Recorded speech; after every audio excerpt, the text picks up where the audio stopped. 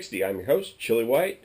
Today we have an interesting topic: how to change the air filter in 2013 Husaberg. Seems like it should be straightforward, but there's a little bit of technique to it. But if I show you how to do it, hopefully you can do it right and not break anything. Okay, this is our 2013 TE300, and I've got the air filter cover off on it, and I want to show you a little bit how the design here is for the new plastic subframe on the Husabergs, and how the airbox has changed. You can see we're using the same air filter, as all the KTMs, but the retention method is slightly different. We have this plastic holder, and it pushes in here, and it has to clip lock. In fact, there we go, to come out. That's what holds it. So you got your filter in place, get your pin lined up, push this in here, and now you have to push this until it locks like that. And I've got an example I'm going to show you of our other bike where that wasn't exactly right. I guess it's okay. This definitely doesn't have the same kind of tension on it that the older metal style had on the KTMs. The metal style on the KTMs obviously has tons of tension, but it also had so much so that over time it would actually collapse the cage, and the cage would start to deform, and then it wouldn't seal quite as well around the airbox. So I think as long as you get this hooked properly, it will be fine. As for our side panel here, we have 3 points where it attaches. 2 pins. Now you notice these are not the metal style pins as KTM. These are plastic. And then the little hook right here. And then also catches right back here.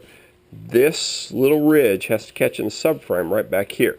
So when you put it on, you start in the back, wrap it around. The good thing is you know when it's in perfect position. It slides right in back here, and you can feel it nice and flush.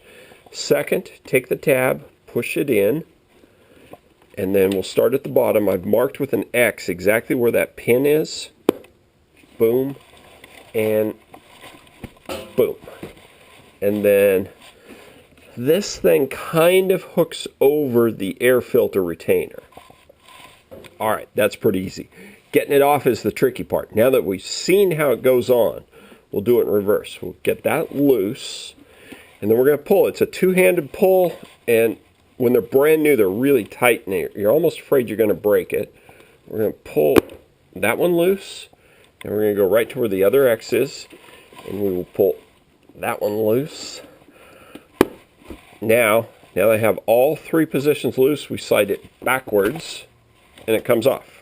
There you go. That is how to put your airbox cover on and off. Now here we have an example of an air filter that had a problem. Now I installed it, so I guess I'm going to take the blame for it either not being latched properly right here, or there's always a chance that somehow it may have come loose during the course of the race. When I pulled the side cover off of this bike, this is on our FE 350 test bike, as I pulled the side cover off, which slips over this thing flopped loose just like that as the side cover came off, and I thought, oh man. So sure enough, I pulled it out here, and you can see the evidence that this thing has been sucking some dirt in. Fortunately, it wasn't a lot. This was our King of the Motos bike for Paul Krause in the expert class. And as we look in the airbox here, you can particularly see right there on the rim, on the sealing area, some dirt's got in. It's a little bit down in the airbox right there. Fortunately, it looks like in the actual intake track looks fairly clean. So clearly we sucked a little bit of dirt in there, but hopefully we haven't done too much damage. But that is an example of,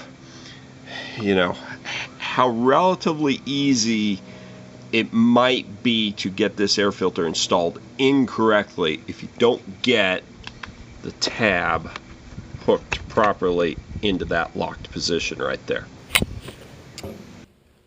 Once I had the airbox cover kind of figured out how to do it, I thought I was set. Then we came to change the silencer, And I realized because there are no holes here, this cover has to come off too. And it is, in its own way, just about as tricky. So we've got one bolt to take off right here.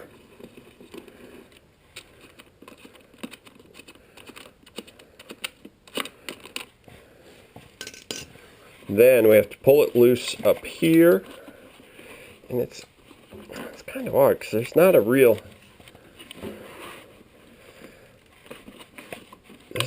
good place to grab on. The pin is right there.